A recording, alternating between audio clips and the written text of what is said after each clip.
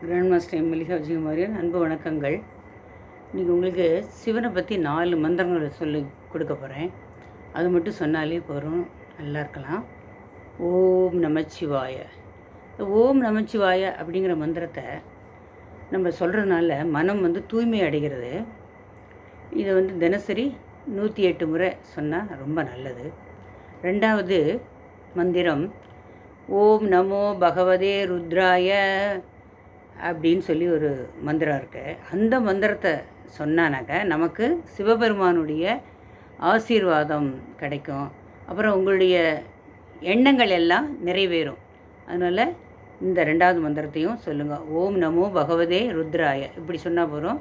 அப்படி சொன்னால் சிவபெருமானோட ஆசீர்வாதமும் கிடைக்கும், நம்மளுடைய விருப்பங்களும் நிறைவேறும். 3வது ஓம் தத் புருஷாய வித்மகே மகாதேவாய தீமகி தன்னோ ருத்ர பிரச்சோதயாது. இது சிவனுடைய காயத்ரி மந்திரம். அது உங்களுக்கு எல்லாருக்கும் தெரியும்.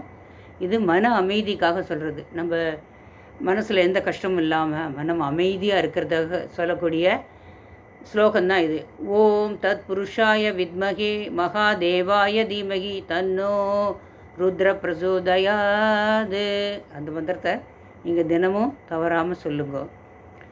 அதுக்கப்புறம் இன்னும் 4வதாக ஒரு மந்திரம். ஓம் திரியம்பகம் யஜாமகே சுகந்தம் புஷ்டிவந்தனம். அவ்வளோதான். என்ன மந்திரம்னா ஓம் திரியம்பகம் யஜாமகே சுகந்திம் புஷ்டிவர்தனம் அப்படிங்கிறது. இது 4வது மந்திரம். இது அழிக்கக்கூடிய தெய்வம் யார்? நம்ம சிவபெருமான் தானே. இப்போ நம்ம அழிக்கக்கூடிய அந்த நாளை பற்றி கவலைப்படாமல் ரொம்ப சந்தோஷமாக இருக்கலாம். அதுக்கு தான் இந்த மந்திரத்தை சொல்கிறோம். இந்த மந்திரம் நிறைய இந்த யோகா கிளாஸில் கூட இது மாதிரி சொல்கிறாங்க, நீங்கள் பார்த்துருப்பீங்க. அதனால் இந்த 4 மந்திரத்தையும் தவறாமல் சொல்லுங்கள்.